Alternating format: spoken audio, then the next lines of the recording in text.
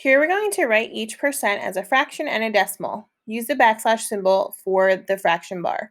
That looks like this on your keyboard, and it is right next to the shift button on the right. It's the same one as the question mark. So here we have 137%. I'm going to go here so I can write this out. 137% as a fraction is 137 over 100. All you have to do is write a 100 on the bottom and that same number on the top. Now, as a decimal, my top number, 137, goes inside the division house. My 100 goes on the outside. I know that 100 can't go into 1 and 100 can't go into 13. So now I need to ask myself, how many times does 100 go into 137? I know that is a 1. So 1 times 100, it's a little bit messy, sorry, is 100. 137 minus 100, we'd get 7 minus nothing is 7, 3 minus nothing is 3, 1 minus 1 is nothing. So our remainder is 37. Now we're looking for a decimal.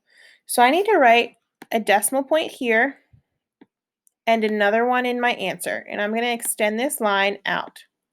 I'm going to add a 0 and bring that 0 down. Now let's think. How many times can 100 go into 370? Well, this 100, I know, can go into 373 times. Oops. So 3 times 100 is 300. When I subtract, I'm left with 70.